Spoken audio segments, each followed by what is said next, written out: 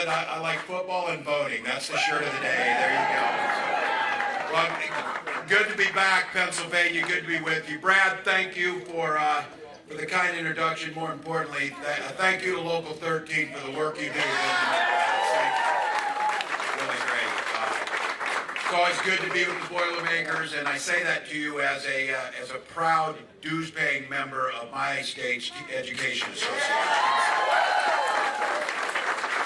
I often start to say our states have a lot in common. Super Bowl rings are not one of them. So, maybe this year, but I don't know. Our states do have a lot in common, though. The iron mines of the Iron Range of Minnesota fueled the steel mills here in Pennsylvania, and we built the country by the hard work of folks in the middle class and those in labor. So I want to say thank you. All of you here, it's a beautiful day out here. They just told me it's snowing in Minnesota, so things feel normal. We're ready. Well, look, you could have been anywhere. You got stuff to do. You got families. You got all those things doing, but you chose to come here because you love this country, and thank you for that. Well, I know you're like me. We're ready to get this thing done. 5 days left, folks. 5 days left. So we're now inside 120 hours to this election. But when do you get a chance in 120 hours to make a positive impact on future generations to come, like we're going to do? Now, I know this is hard for all the folks in here. There's still folks thinking about this, trying to make up their mind. And I know you've heard it from folks. Well, I really can't stand Trump personally. And you're like, no kidding. But then they say, but his economy was pretty good, and he did good stuff for us. Now, yeah, I think there's a little bit fuzzy on the history here, so let's just take a moment to level set this thing. 4 years ago, with Donald Trump, we had lost 2.7 million jobs, including 275,000 jobs in Pennsylvania alone. Unemployment was way up, and Donald Trump had so badly botched the COVID pandemics, we were out there fighting with our neighbors to get toilet paper. That's the Trump economy. So look, if you were a billionaire like his good buddy Elon Musk, things were really good because you got a tax cut, the rest of us got screwed. That's the way it worked during that time. Now, Elon says he is going to be, and Trump says it, he's going to be Trump's economy czar. Now, he says to make the economy work better, we're going to have to crash it first in order to save it. Now, he told you, get ready. Elon said, American folks, you're going to go through some hardships. Now you tell me, what the hell does the richest man on earth know about hardship? But he promised to do this. He said they're going to cut $2 trillion in spending. Now remember, Donald Trump's the king of debt. Ran up more debt than ever, bankrupted his own company 6 times, brags. His own words said, I'm the king of debt. Elon says the way we get a handle on this is to cut $2 trillion in discretionary spending. You know how much this country spends right now each year on discretionary spending? $1.6 trillion. So that leaves you absolutely no other option than to going to cut Social Security and Medicare and the things that we care most about. That's what they're going to do. So we're going to win. So we're going to win. Now, they said it. Elon said we'll go after Medicare and Social Security, but just this week, and at least they're saying the quiet stuff out loud now, and at least they're saying it before the election so that we have no excuse that we don't know. They're telling us who they are. The Speaker of the House said they're going to go after Obamacare and change that if Trump's elected. All right. We know that they're going to try and get rid of it because we know they've done it before. And what that means to you is what Obamacare did, amongst all others, it changed the whole mechanism that put you in charge of your health care. That meant insurance companies couldn't kick you off for a pre-existing condition. Trump ran on it. They tried 60 times to overturn it. The last one, the only reason we still have it is one vote in the Senate when John McCain walked in there with courage and said no. So let's just be clear. For those folks who say, oh, I kind of like Trump, but he kind of knows me or whatever, J.D. Vance and Donald Trump know nothing about working class people other than how to take advantage of them. That's the only thing they know. And for all of you in this room, they know nothing about manufacturing. The only thing these guys manufacture is bullshit on a daily basis.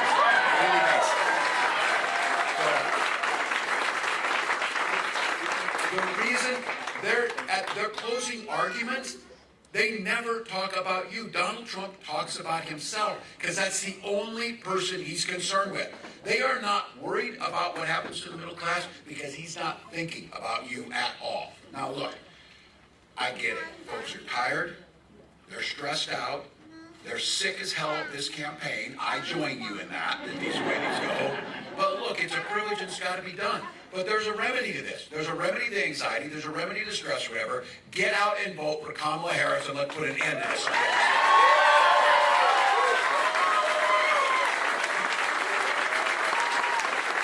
There's so many reasons to beat Donald Trump, but just for a moment, in your quiet moment of your soul, think about how joyful it will be when we beat this guy and you turn on your TV or the news or open the newspaper and we don't have to hear from him or see him again on this. 5 days. 5 days to turn the page on this guy and elect a new generation of leadership. Under Kamala Harris, Pennsylvania created over 560,000 jobs, including 28,000 manufacturing jobs. Those are facts. And she sat on the mall the other day and spoke and looked like a president and talked about unifying this country, and she laid out a list of what we're going to do going forward. Because she told you on that day, and you know she will do it, she's going to go into the White House with a to-do list, not an enemies list.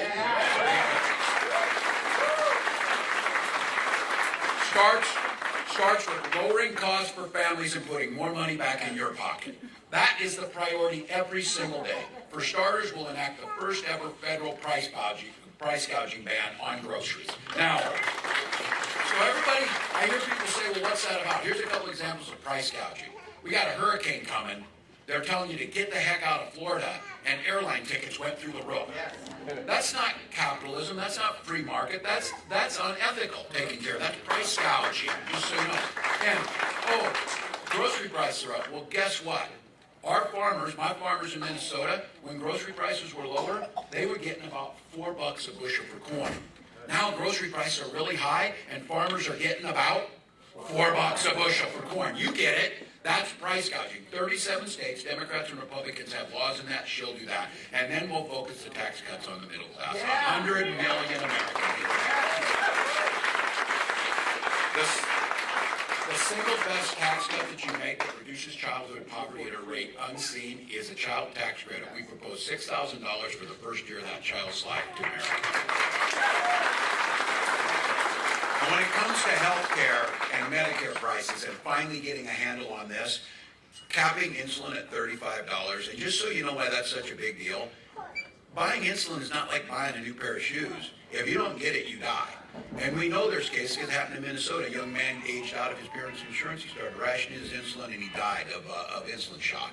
The issue is that when you cap it at $35, they were charging $800 before that. It cost $5 to make it. They're still going to do just fine in the pharmaceutical industry. Trust me, they're going to be just fine. Now, Kamala also proposed this. Medicare, young people in here, you're not, so if you're pretty young, you're like thinking about it. If you're 60, you think about Medicare like half the day because you're wondering about it. Because you're like, I got to know I'm going to pay my bills. Some of you know how this works. Well, Medicare is incredible, along with Social Security anti-poverty program, but we can make it better. And she proposed having Medicare pay for home health care services so you can stay. Smart. Couple that, and I think, until I got it, some of you don't know this, Medicare does not pay for your glasses or your hearing aids. We propose making sure that's part of it so you can live. And to some of the younger folks in here, we need to make home ownership more affordable to you by making sure that you have down payment assistance. And let's be very clear. Senator Vance, a few weeks back, when asked about why homes are so expensive, he said, because the immigrants are all buying them. And you and I are all thinking, well, where the hell are they getting the money? Because I don't have it. You know, how is this working out? The real reason is speculators like him and folks that are venture capitalists buy up all the homes, jack up the prices, and make it more difficult for us to get in. Kamala's talking about building 3 million more new homes, having $25,000 down payment assistance. And then for those of you who want to start your American dream, making sure that you get access to the capital necessary and you get a $50,000 tax credit to start that new business and get off the ground. That's what, we'll get it back. Your business will thrive. It'll create a new job.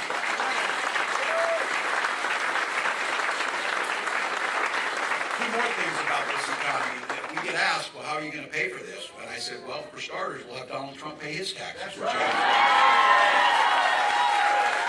enough. Well, look, you know this, in this part of Pennsylvania, in a place that understands the impact of where we're standing in a union hall, we understand this. It's as simple as this. When unions are strong, the middle class is strong. When the middle class is strong, America's strong.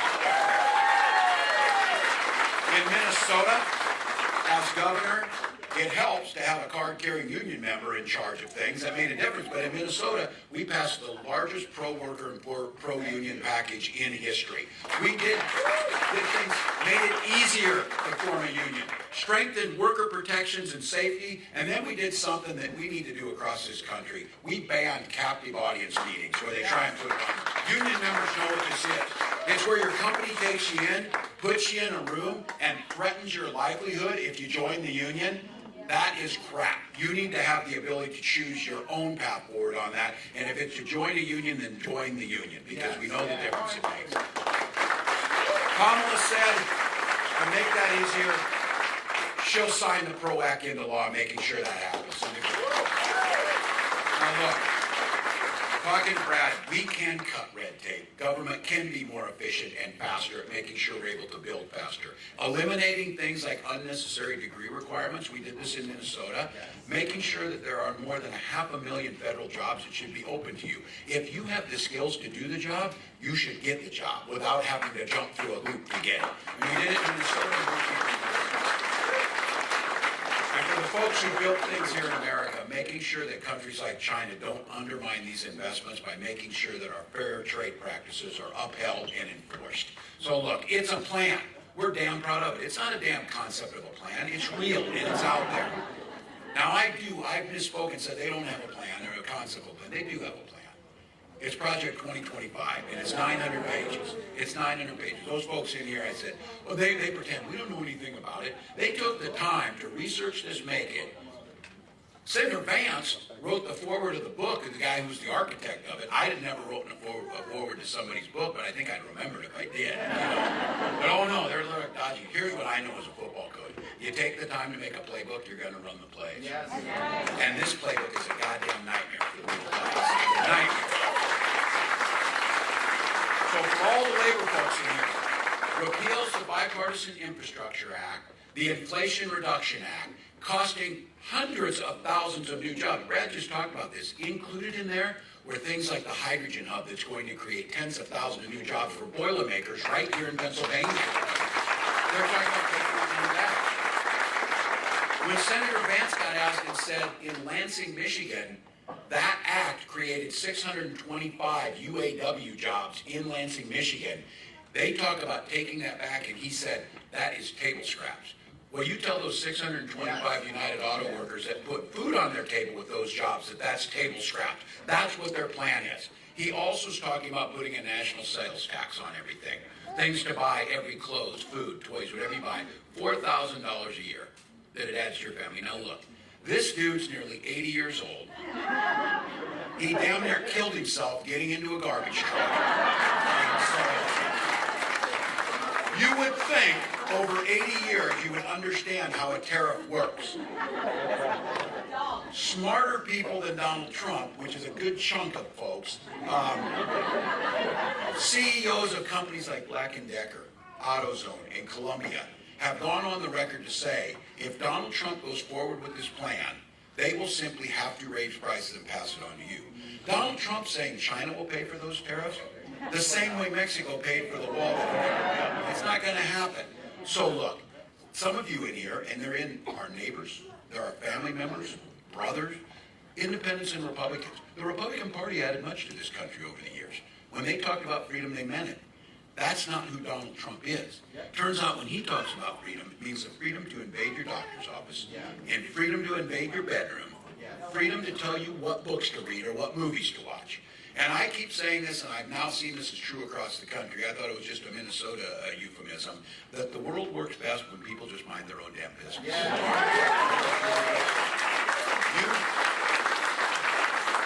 You don't need my help choosing books. You don't need my help choosing who you marry. You don't need my help choosing your doctor and the decisions they make. And you certainly don't want Donald Trump and J.D. Vance to do it. When Kamala Harris and I talk about freedom, we mean the freedom for you, not politicians, to make those personal decisions. So look.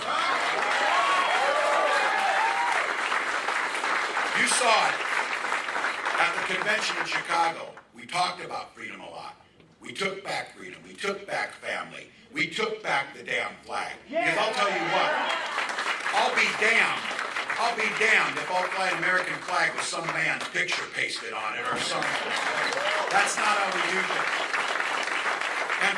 And for Pennsylvania, this was just me personally. We got freedom, we got the family, we took back the flag. I took football just because we want to, because we're taking that. Look, freedom means a lot of things, but it's very personal. Freedom for our seniors to retire with dignity, to collect Social Security and Medicare. That's freedom.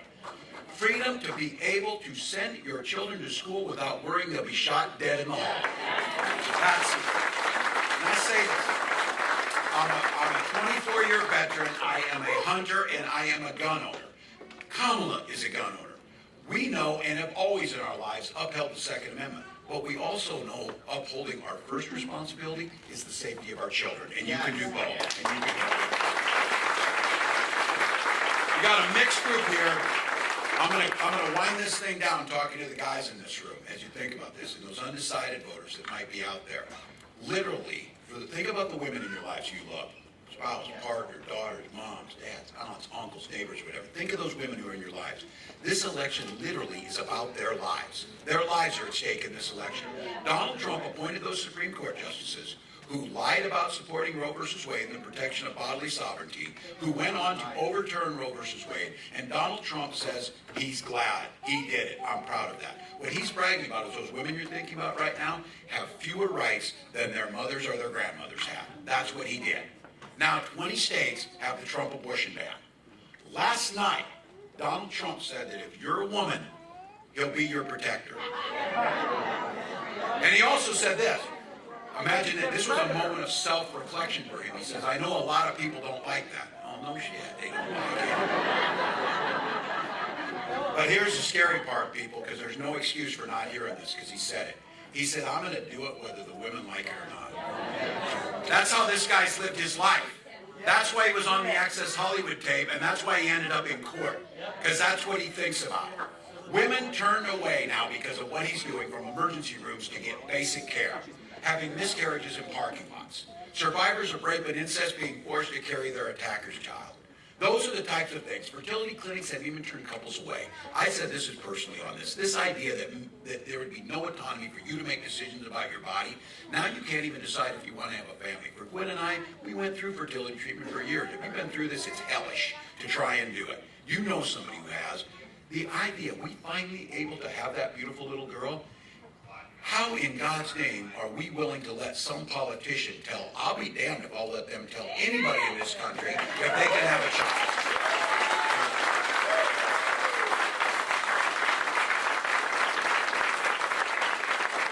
Kamala's made it clear, we will pass a bill to protect reproductive freedom and she'll sign it into law. Folks, it's this simple. We trust women.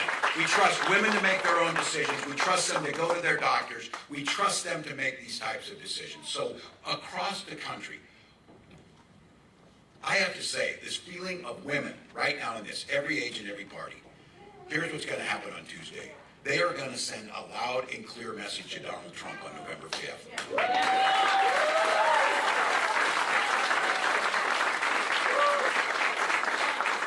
They're going to send that message whether he likes it or not.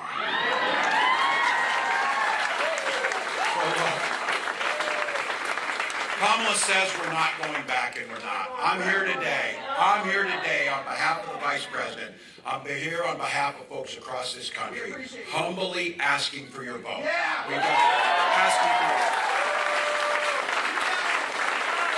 5 days. We know momentum's on our side.